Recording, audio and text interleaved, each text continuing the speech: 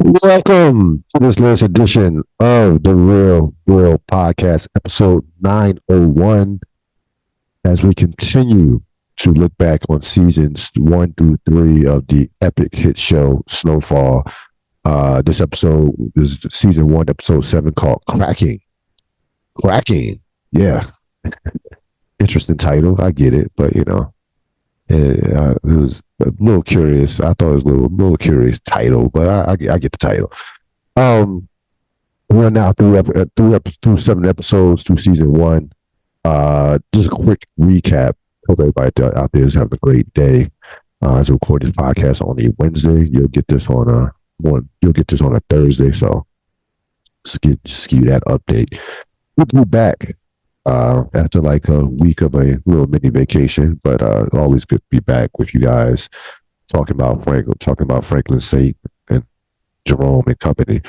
So in this episode, quick recap: Franklin, Leon, and Kevin take a trip.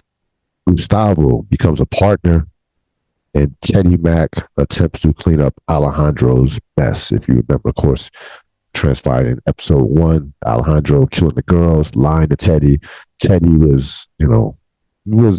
Teddy never actually really believed Alejandro. He always had his suspicions, and rightfully so. But Alejandro, all the chickens came home to roost in the previous episode, and with Alejandro's confession of the killing of the girls, and now Teddy is in full cleanup mode. We'll talk about that over the course of the podcast. Themes, the recipe. This is the episode that Franklin, that the recipe that would change the course of the lives of everybody. Franklin, Leon, Jerome, everybody. This episode, the recipe changed their lives moving forward until the season series was over. Deep dive, Swim. So Swim, we're going to move into the deep dive with Swim. Is a character that was played by the RZA. I'm telling you, he's a very good actor. Like, as good as he is, and then we know what he's done musically with the iconic group, the Wu-Tang Clan, and all his musical, production talents and what have you. Not a great individual artist as a rapper. He wasn't. That was never his thing. His thing was always production and kind of behind the scenes business and all that type of deal. But as an actor, he's been in some good movies too. I mean, he was in American Gangster. He was in a movie where he played a bad guy. I want to look it up now. With Jennifer Aniston, and also was in the movie. I'm looking up his IMDb now, but he's really been. He's very talented. To be honest with you, as I look up his IMDb,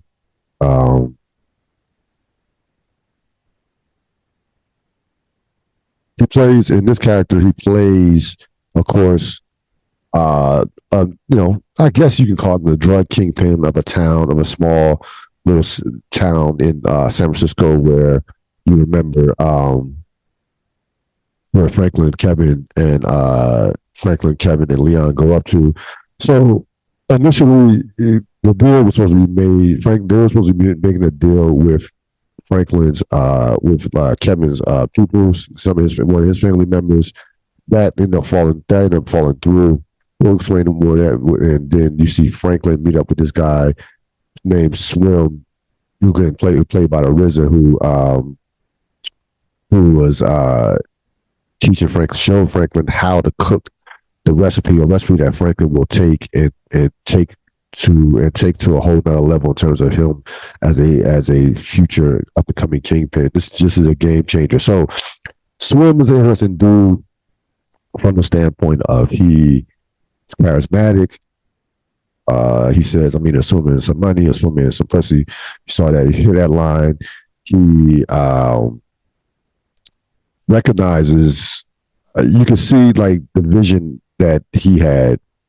So when Franklin comes in with the 2 keys of coke, after buying up all of Swim's street dealers, out to buying up his product, his street one of Swim's street dealers takes Franklin to Swim, says, "Hey, this dude just bought up all my drugs, and he wants you to see what's in his bag."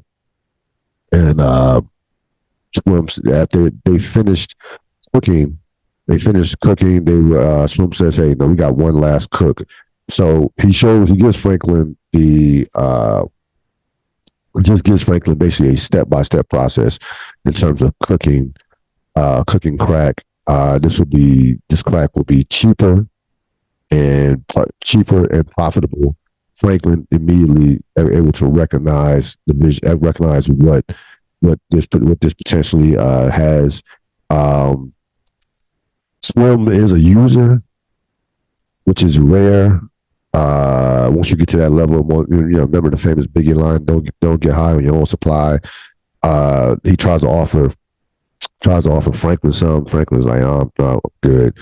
And really, again, was just conversate with Franklin. Not so much conversating with Franklin. He was I'm looking at Riz. Riz has been in a lot of stuff. Yeah, he has 81 credits in his own acting career. He was again, American Gangster. Derailed. That was a movie. Derailed. Very good movie. Very good movie. He was in Be Cool, Coffee and Cigarettes. He's been in a lot of stuff. Like a lot of for anyone, not just a rapper turned actor, just anyone. That's 81 credits is a lot of credits total. But he has one up and coming, a couple up and coming. So, this character basically is showing you how the sausage gets made. This is how drug empires are started with guys like this. And again, this is a guy. Many of the people that took the crack they are not well known. Like no one, like this guy is I don't know if he's based off a famous, not a famous, but based off a well-known drug kingpin. I doubt it. I doubt it because who the hell knows who invented how to cook crack? Like I don't know how you can trace that particular history. But they're showing you with they're using the character Snoop to show you basically how things, like how a drug empire is started and how what takes a drug empire to the next level. Because remember, up until this point, right? Franklin has already, first of all, he's already quit once. He dropped out the game once. They don't really have an organization per se. Jerome is doing his own thing, and he's settled with that. Leon and Kevin and we see throughout this episode, we see a separation throughout this episode of the hierarchy. Like they take a trip. It's all fun and games for Leon and Kev. Kev is out there, fucking some girl at the party. Leon shooting dice. Franklin has his backpack, not partaking any drugs or alcohol, wants to get the deal done and wants to head out. So we see the separation. We see the separation of who's in charge, and not that we needed through 6 episodes that we didn't know that already, but it really stood out in this particular episode that Franklin, that those guys were always going to be soldiers. That those guys, those other 2 guys, Leon and Kevin, had no potential to be in any leadership position per se. That Franklin, if it was going to happen, Franklin had to be that guy.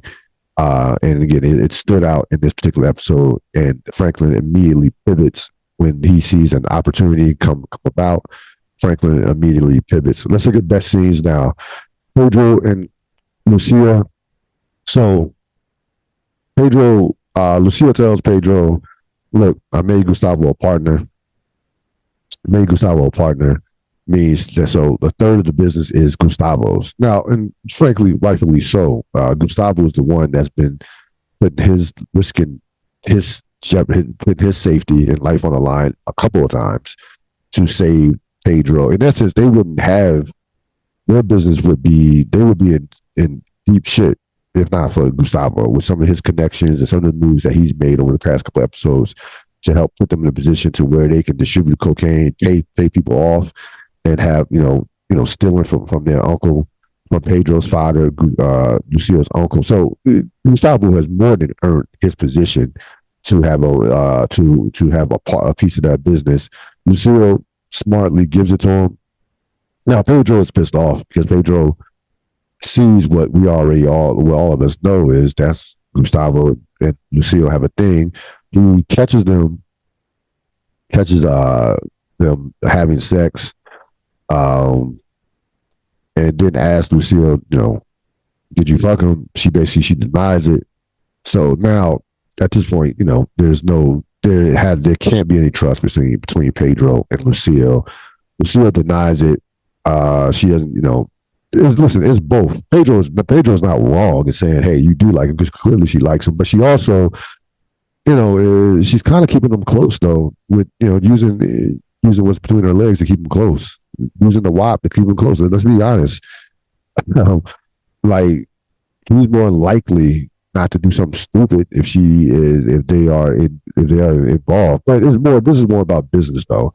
She recognizes that they wouldn't have a business, so they probably wouldn't have a business if not for some of these moves, if not for some of the things that Gustavo has done for them. So this is more about business than it even is about the infatuation, the fact that she likes him and what have you. Franklin, Art, and Sissy in a flashback. So when Franklin wanders off from the party, he left the party after the road trip they took to San Francisco. He leaves the party, or not San Francisco, to Oakland. Leaves the party and sees this old store, this old rundown store that used to be the headquarters of the Black Panthers. He sees, so you get a flashback with that involves Franklin, or Sissy. You get, you obviously a much younger looking Alton. As a Black Panther, he's obviously at this point in his life, he's clean and he's strong, he's clean, he's Franklin is, head up, shoulders up, and they put that, and seeing the entire series as I have, they put that scene that could easily be cast off as a scene as like, what is this going to be down the road? There's going to be a lot down the road. We will get into it as we continue to do these episodes. But that part of Franklin as the Black Panther, there's going to be a connection with Franklin as a son of a Black Panther in terms of where the direction that he's going in as a person. So there's definitely going to be a connection. That scene was obviously very important. Franklin and Swim, we talked about that when we deep dived the character of Swim, of course played by RZA. Just showing you how the sausage gets made. Just showing you how the sausage gets made as far as the drug game. This was, again, showing them, teaching Franklin how to make the recipe, and Franklin now is able to have a recipe. He's able to have, take this back, and he doesn't have to go outside the neighborhood. Now he can move it inside the neighborhood. It's cheap, but yet addictive. So Franklin learning this recipe is a revelation in terms of where this is going to take him and the rest and the people around him. This is this episode that is learning how to cook the recipe, learning his life and their lives around him will never be the same moving forward after this. And Franklin was something that Franklin needed, to be honest with you. He was, Avi was a good connect, but that was becoming riskier and riskier as he going with Avi. But he needed his own thing. This is going to open the door for a lot of possibilities for Franklin, as we will see in upcoming episodes.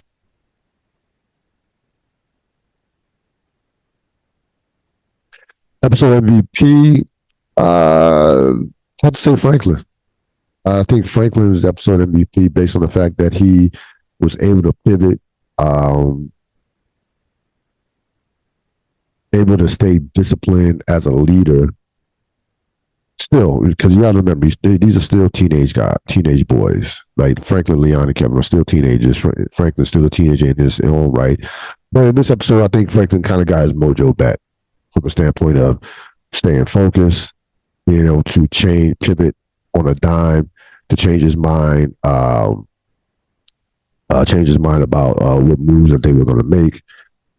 He used, he meets up again. He meets up with this junkie who takes him to the drug dealer, and he sees his opportunity, takes advantage of the opportunity, and then takes that opportunity. We'll see what and makes the most out of that opportunity to where he didn't even need Kevin's cousin. As far as Teddy and Alejandro, we talked about that earlier in the episode. So Alejandro killing the girls, those two girls, has finally caught up with him from a standpoint of one of the friends of the girls is staying in the dead girl's house. Teddy able to break into her house and see that she is building her own case. Like, she's out there doing research. She not only has her friend, she started stapling missing person pictures of her friend on various telephone poles and within the area. Was going to the police about a missing person. And Teddy, this definitely concerns Teddy about, the possible attention that this could draw. So he breaks into the girl's house, sees that the girl is building a case, and they have a scene where Alejandro and Teddy hope that they don't have to deter her. In Teddy's words, deter her, which means kill her. If she keeps making a fuss. Teddy meets her at the police station and pretends like he's frustrated with police, and uses that as a way to introduce himself to the girl who's a friend of the girl that Alejandro killed in episode 1. Again, this is going to be something that's going to be carried out throughout the rest of the season. Clearly, Teddy is spooked, and you'll get to know that a spooked Teddy Mack can be dangerous, to say the least. But as far as MVP, definitely the MVP of this episode was Franklin Saint. That's going to wrap it up for this latest edition of the Real Deal Podcast. I will see you next time with another episode of season 1 of the hit show Snowfall.